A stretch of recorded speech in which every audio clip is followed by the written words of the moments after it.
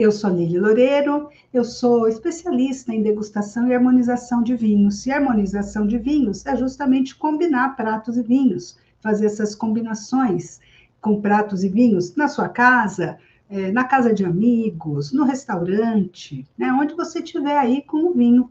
E para que a gente harmoniza? A gente harmoniza para sentir mais prazer com o vinho, porque o vinho com a comida, juntos, eles formam aí um terceiro sabor, um terceiro elemento. Eles se complementam muitas vezes, eles se trazem ali uma surpresa na boca, né, diferente deles sozinhos.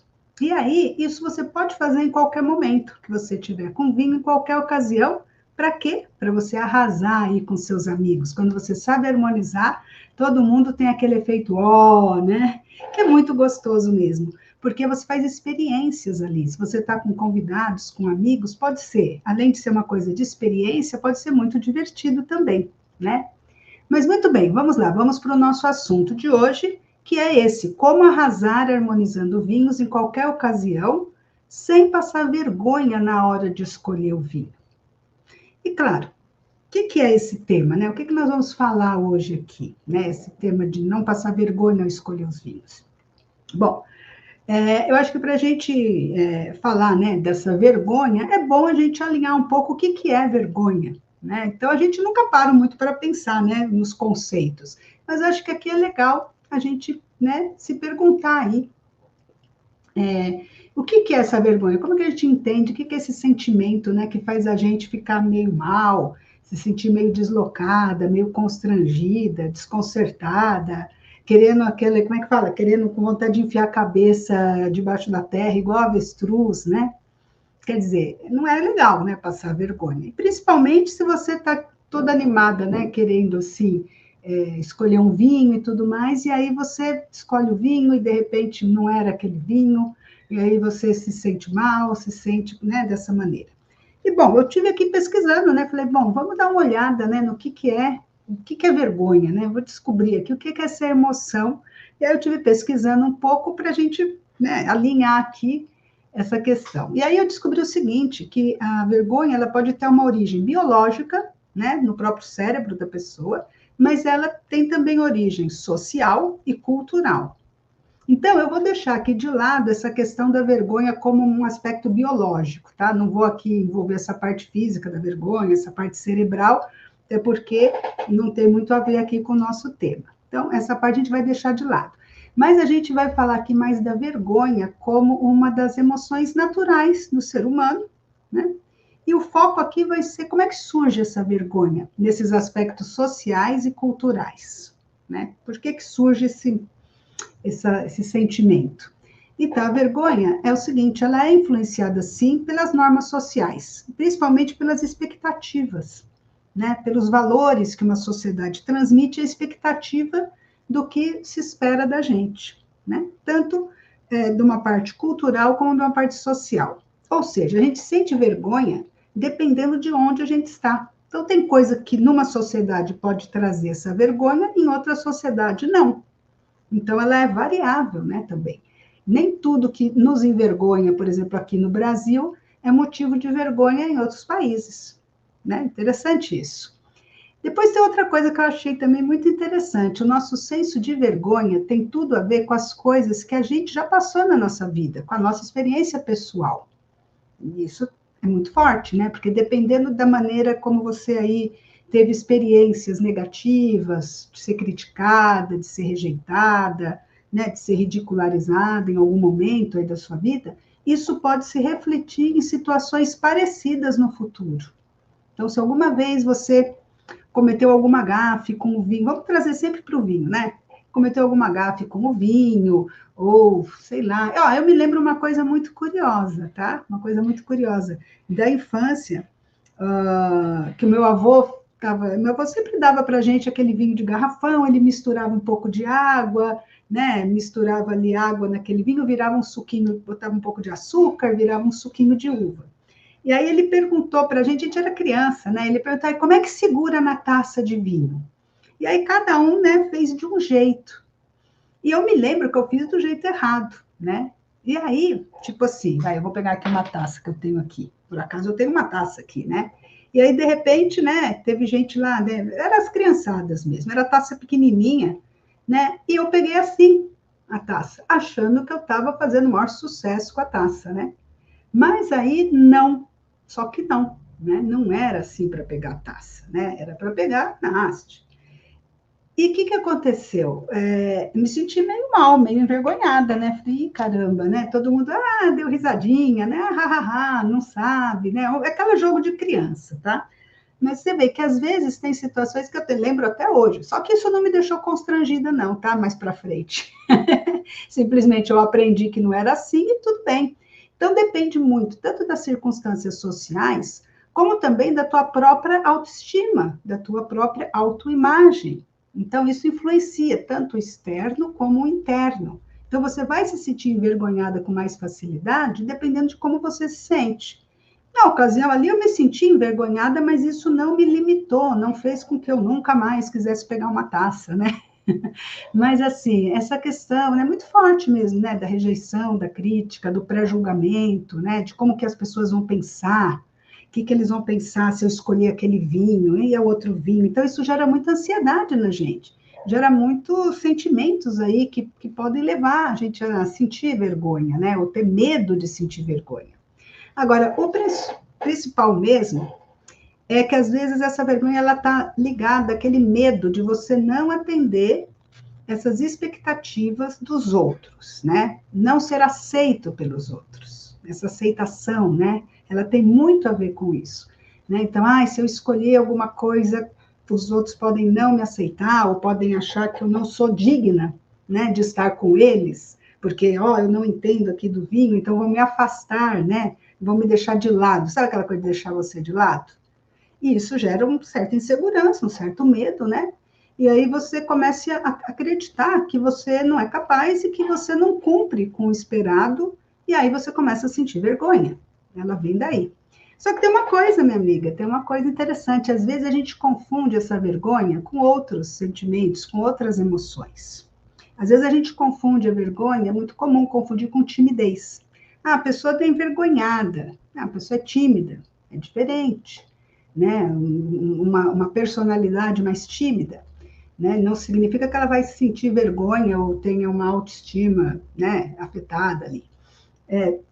Às vezes confunde a vergonha com humilhação, né? Vou te fazer passar vergonha, né?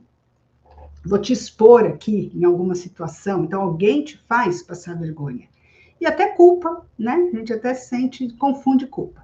Mas a vergonha, ela está muito próxima mesmo, não é a mesma coisa, tem umas nuances, mas ela é muito próxima da insegurança, que é uma falta de confiança em você mesma. E aí é que vem esse detalhe, né? Essa insegurança que está tão próximo, né, da vergonha, né? Justamente você vai eliminar, né, esse sentimento, esse medo de sentir vergonha, quando você se sentir mais segura com o vinho, né? Justamente é isso que vai acontecer. Então, por que é importante você se sentir mais segura com o vinho na hora de escolher o vinho para harmonizar? Principalmente para você não sentir vergonha, para você combater aí a vergonha, né? Então, veja só que interessante. Falando bem no geral, tá? Falando assim, bem no genérico. Quando você aprende a fazer alguma coisa nova, e quando você repete várias vezes essa coisa nova, e quando você tem um feedback ali positivo do que você está fazendo, uma orientação dizendo, não, você está indo por um bom caminho, você está fazendo por aí mesmo, ou então, olha, não é por aqui, corrige aqui e tal, falando bem genérico. O que acontece? Você ganha experiência com aquilo. E quando você ganha experiência com alguma coisa, você ganha confiança, você reforça a tua autoestima, porque você sabe fazer aquilo. Conforme você repete, você vai fazendo cada vez melhor. E como você vai fazendo cada vez melhor, você se sente mais segura, mais cômoda, né? Vira até uma coisa fácil de fazer, divertida. Você minimiza muito essa possibilidade de você passar vergonha fazendo aquilo genérico. E a razão é muito simples. Por quê? Porque você começa a dominar aquilo. Você começa a conhecer melhor aquilo. Você começa a ficar familiarizada com aquilo e com isso você se sente bem. Você se sente super tranquila, leve, segura de fazer aquilo. Faz sentido? Agora, no nosso caso aqui, o que é esse aquilo?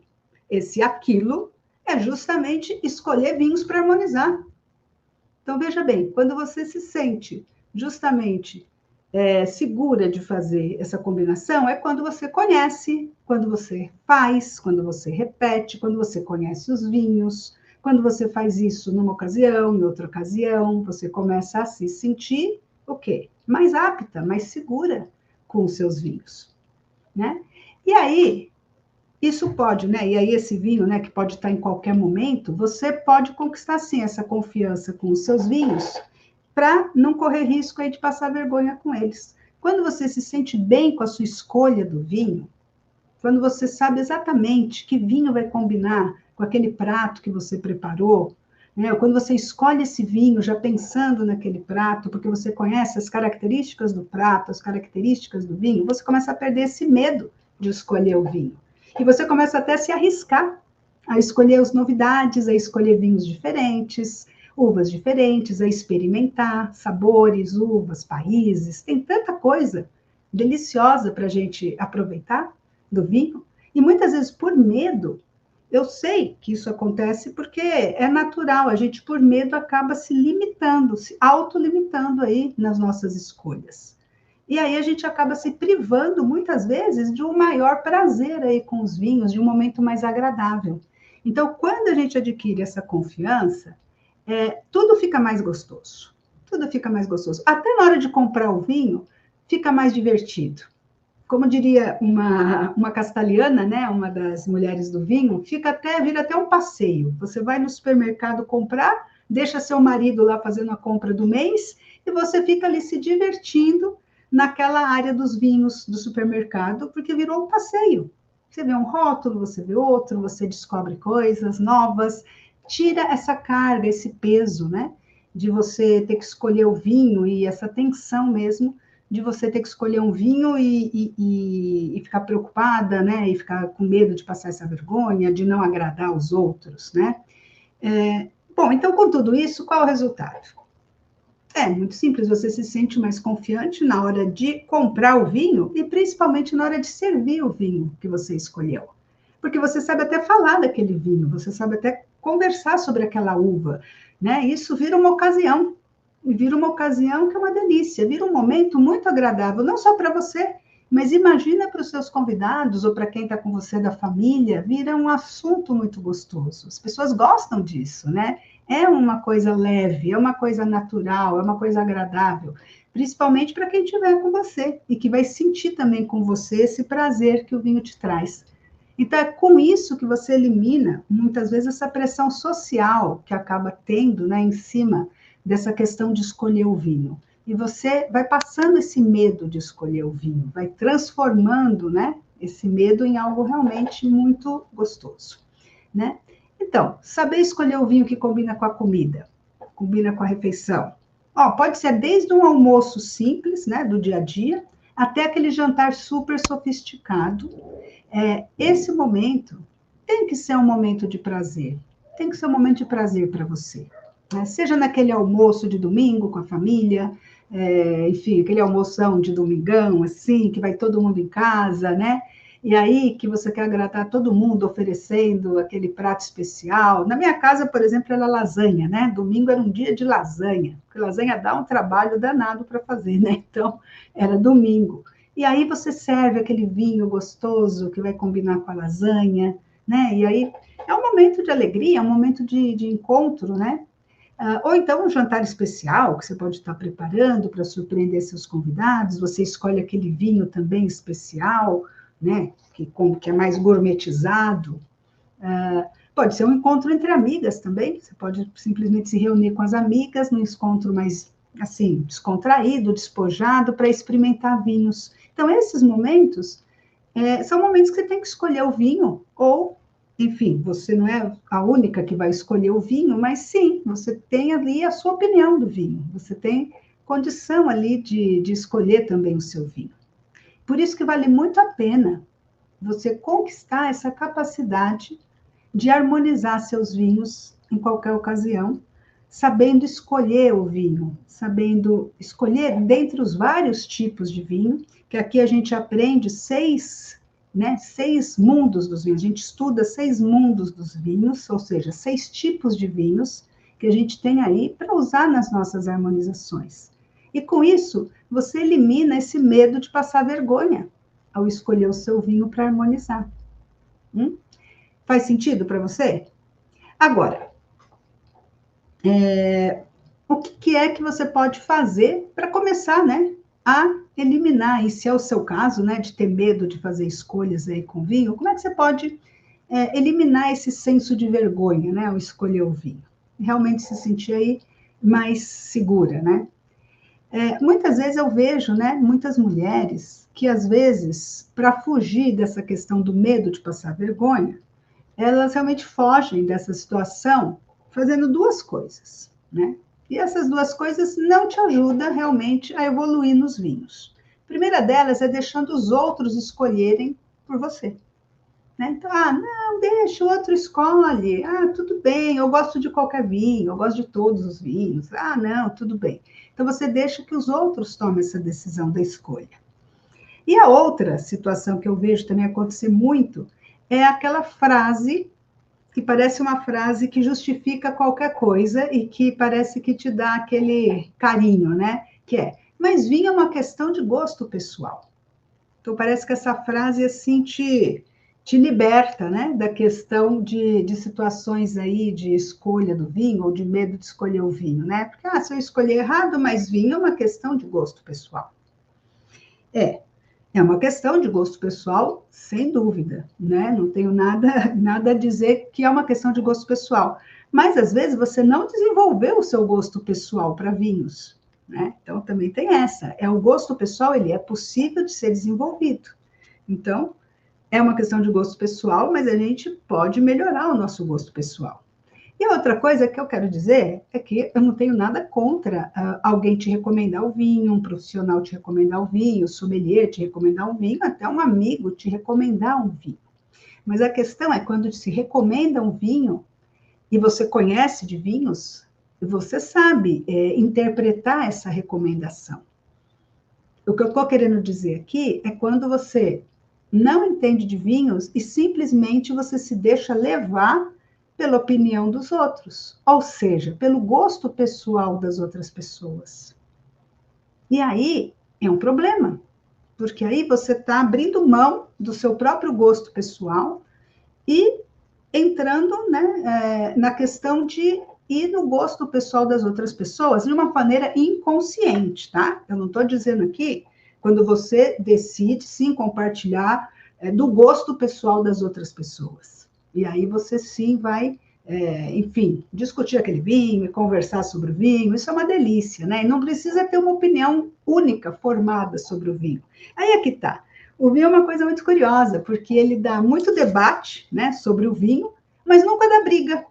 Olha que coisa legal. Nunca dá briga, porque você sente o que você sente, você reconhece o que você sente, e o outro sente o que ele sente e reconhece. Então, o papo cada um sente o que sente, não dá briga, mas sim, você tem consciência do que você está sentindo. Aqui, o que eu estou querendo dizer é que o jeito errado de lidar com essa situação do medo de passar vergonha é você delegar para os outros, é você deixar na mão de outras pessoas por puro medo, né, de passar vergonha, né, e por puro medo de não ser reconhecida ali, né, como uma pessoa que entende de vinhos, e aí você se deixa levar pela opinião dos outros. E isso, se você sempre fizer isso, o que vai acontecer?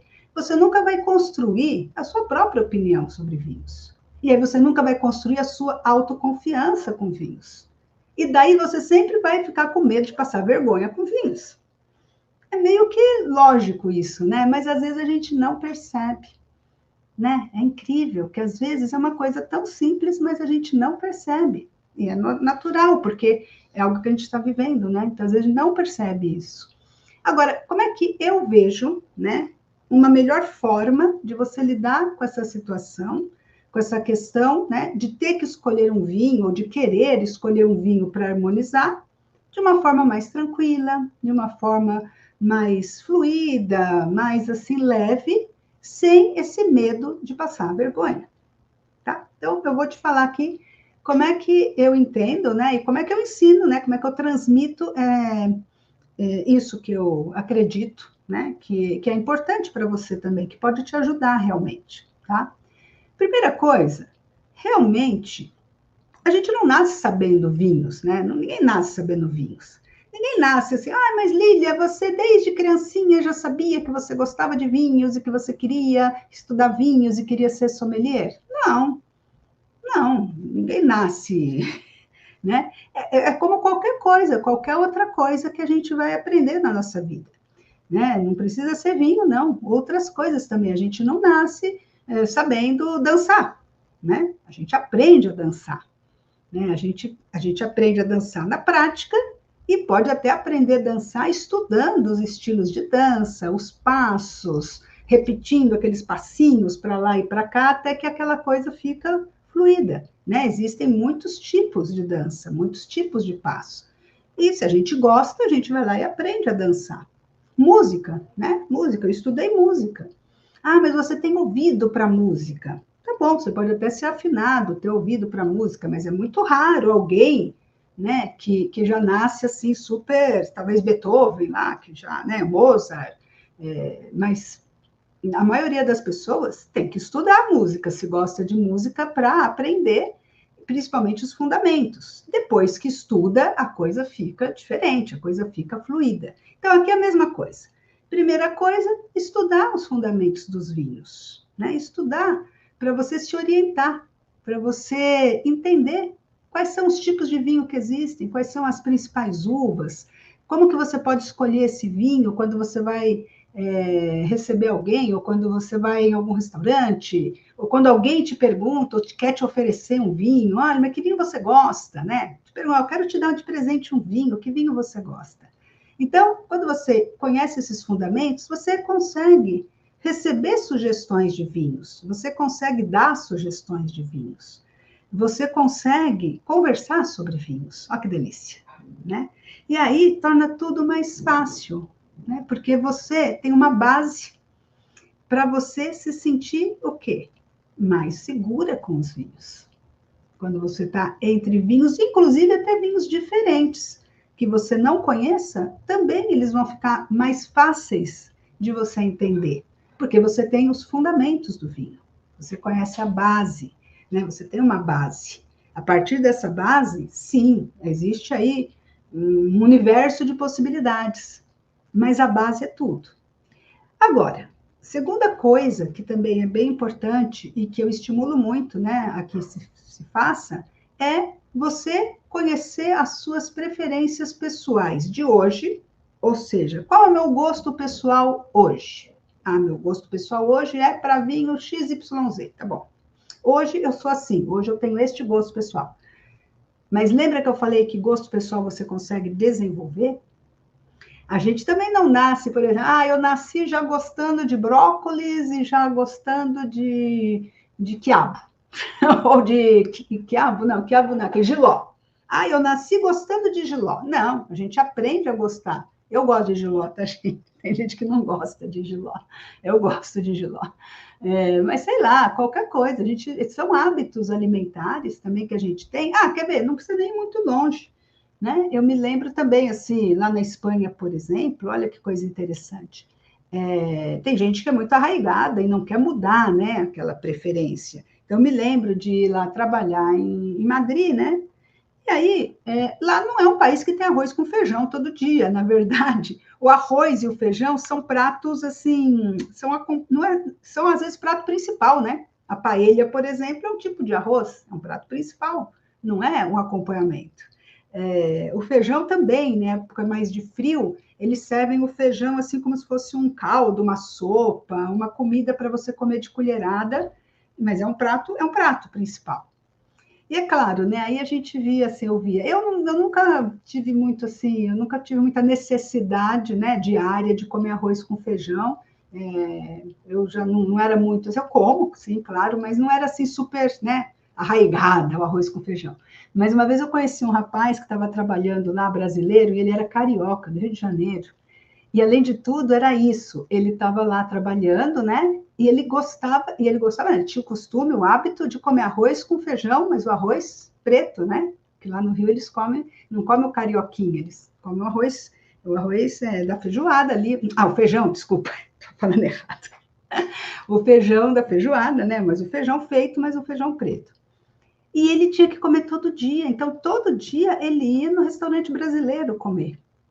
O bom que é a comida espanhola, eu ficava pensando, meu Deus, ele está preso a esse hábito, a esse costume, mas ele não quer desenvolver o gosto pessoal dele para esse monte de comida gostosa que tem aqui, que tem umas comidas muito boas lá. Muito, muito boa. E ele, não, ele só queria comer arroz com feijão, e para ter arroz com feijão todo dia, só tinha um lugar, restaurante brasileiro. Porque em restaurante espanhol ele não ia encontrar arroz e feijão todo dia. Então, assim, para você evoluir no seu gosto pessoal, você precisa também estar aberta a isso. Você precisa querer isso, né? E com os vinhos isso acontece, né? Você tem as suas preferências pessoais hoje, mas você precisa estar aberta a conhecer novos vinhos. Mesmo que você chegue na conclusão que você não gosta daquele vinho. Não, eu vou conhecer, mas eu estou aberta a conhecer, mas não gosto. Tudo bem, não tem problema, não é obrigada a gostar do vinho, mas é obrigada, entre aspas, né, a pelo menos dar uma chance para o vinho. E isso acontece muitas vezes, né, quando a gente está na castalha, quando a gente está fazendo a nossa degustação na prática, muitas vezes já aconteceu isso, porque a gente tem um tema da aula. Se o tema da aula é vinho branco, por exemplo, vinhos brancos leves e aromáticos. Ah, mas eu não gosto de vinho branco, eu só tomo vinho tinto. Tudo bem, a gente está fazendo aqui um estudo desse vinho, né? Até para você conhecer. Você tem a sua preferência hoje, que é vinho tinto, ok, respeito, mas a gente está fazendo aqui um conhecimento do vinho, né? É como fazer exercício na escola, né? Eu não gosto de matemática. Sim, mas você tem que fazer conta. Tem que aprender a fazer conta. Então, assim, quando começa a degustar vinhos na prática e começa a conhecer esses 6 mundos dos vinhos, e acontece isso na nossa comunidade de alunas, isso vai te ajudar a se sentir mais confiante na hora de decidir um vinho. Até na hora de não escolher aquele vinho.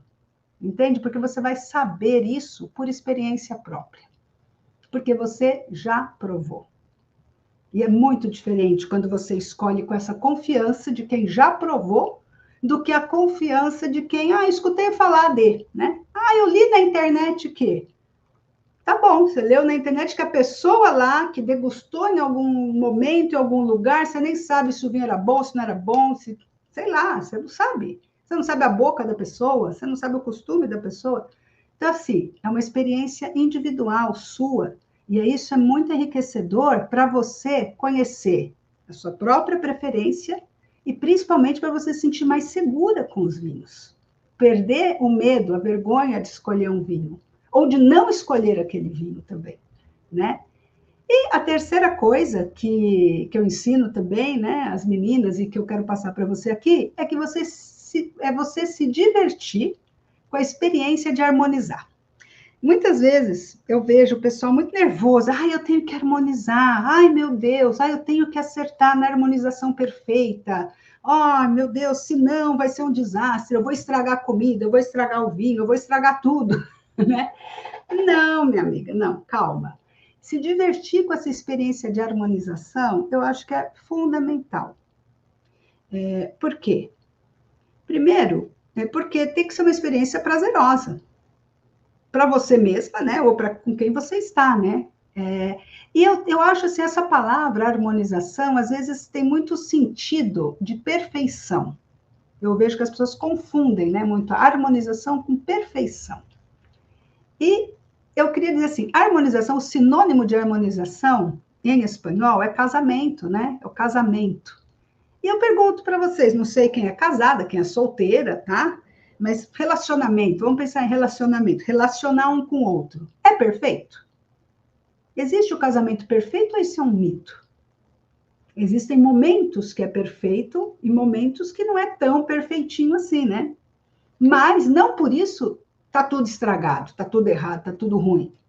Não, né? Então, assim, essa cobrança, às vezes, que eu noto, né, de que a harmonização tem que ser perfeita, tem que ser, senão, né, todas as vezes tem que ser uma explosão na minha boca e papapá. Não, isso não é assim que funciona, né, no nosso dia a dia. É assim, sim, existem harmonizações que vão ser muito mais, né, juntinhas, ou talvez naquele momento muito ideais, realmente, mas você não precisa ter essa pressão toda para fazer uma experiência enogastronômica, para ter prazer com a sua harmonização. Agora, uma coisa assim, você deve ter o quê? Uma consciência do como harmonizar, que é o que a gente estuda também, né? Existem regras de harmonização, existem escolas de harmonização. Só que aqui, o que a gente faz? A gente estuda as regras para a gente quebrar as regras. Ah, aí é que tá. A gente estuda as regras para a gente saber quais são as regras, óbvio, para a gente quebrar essas regras. Porque se você quebra as regras sem conhecer as regras, simplesmente você não está quebrando regras, né? Você simplesmente não conhece as regras, você é inconsciente, né? Outra coisa é quando você conhece as regras e você quebra as regras com o objetivo de criar sua própria experiência de combinação de pratos e vinhos. Com flexibilidade, com facilidade, com mais prazer. E aí sim você adquire o quê? Outra vez, a confiança, a segurança, que vai eliminar esse medo essa vergonha de errar, né? A vergonha de cometer um erro na harmonização. É desse jeito que eu ensino para as minhas alunas. E isso daí eu tenho um nome para isso. Eu chamo de harmonização herege. E o conceito de harmonização herege é muito simples. Ele significa conhecer as regras para poder quebrar as regras, né? E aí, se você quebra as regras, conhecendo as regras, é quando você não vai mais se sentir com esse medo, não vai mais se sentir constrangida, envergonhada, né? Você só se sente envergonhada quando você quebra uma regra e alguém te acusa. Ah, você está quebrando essa regra porque você não conhece. Não, eu conheço. Eu estou quebrando essa regra de propósito mesmo. Entende? É outra vibe, é outro papo, com segurança. Eu sei que, mas isso daqui não combina, porque lá no livro está escrito combinando. Perfeitamente, mas eu estou fazendo uma harmonização herege. Eu sei o que eu estou fazendo, eu sei que pode não combinar, mas eu quero fazer. Você se sente segura em fazer isso, por quê? Porque você quer se divertir com essa experiência, você quer experimentar, né? E veja bem, às vezes, essas regras, a gente fala muitas regras, mas elas não são rígidas, não. Elas não são rígidas. E cada escola de harmonização fala uma coisa diferente. Então, ela, não, mas essa regra, não, um momento. Mas é que eu estou usando a escola inglesa de harmonização, entendeu? Não estou usando a escola francesa de harmonização, nessa minha harmonização. Não é diferente? Falar assim? Né? Você vai passar vergonha? Não, peraí, eu estou fazendo da escola inglesa. Se você está querendo fazer a sua na francesa, tudo bem. Eu respeito, porque eu conheço. Entende? É muito diferente. Então, quando você quebra as regras de propósito, sabendo o que você está fazendo, por que você está fazendo aquilo, aí sim você passa a fazer uma harmonização autoral. E numa harmonização autoral, você não passa vergonha, você não precisa ter medo. Você não precisa ter medo de ser feliz com seus vinhos e com seus pratos aí, e é aí que você consegue realmente arrasar harmonizando seus vinhos. E isso em qualquer ocasião, com qualquer pessoa, em qualquer momento, e principalmente com você mesma, né? Para você ter mais prazer ainda com seus vinhos, com seus pratos, com seus momentos aí com vinhos. Bom, muito bem, e hoje era isso que eu tinha que falar para você. Agora, fazendo um breve resumo aqui, o nosso tema de hoje foi essa questão de como não passar, né, mais vergonha com seus vinhos. E basicamente é isso, é conhecendo os vinhos, é se interessando por eles, é estudando esses vinhos e principalmente tendo a oportunidade de praticar esses vinhos. E aí eu te digo mais, né? Como a gente tem a comunidade de alunas, quando você está dentro de uma comunidade de mulheres que degustam juntas, que harmonizam juntas, que trocam experiências juntas, isso além de ser muito enriquecedor, eu diria que vai além, né? Você tem ali ali você cria um ambiente, né? Onde você tem a liberdade de fazer experimentações. é como um laboratório, onde você pode experimentar o que você quiser com liberdade, porque ninguém vai estar te falando, ah, mas isso está errado, ah, mas isso... Então, assim, você tem essa comunidade, esse momento onde você pode, sim, experimentar, fazer suas experiências, ver o que funciona, o que não funciona. E esse conhecimento coletivo que a gente troca, essa troca mesmo, né, de experiências, de conhecimento coletivo, algumas gostam mais de cozinhar, então fazem alguns pratos mais elaborados, outras já gostam, não tem muito tempo, ou não gostam, ou não dá tempo mesmo de cozinhar, mas fazem ali uma harmonização mais do dia a dia. Mas tudo isso a gente vê juntas. E tudo isso reforça ainda mais, né, o seu sentimento aí de confiança, de segurança, para perder essa vergonha, perder esse medo de harmonizar. Então, são essas três coisas que eu queria te contar hoje.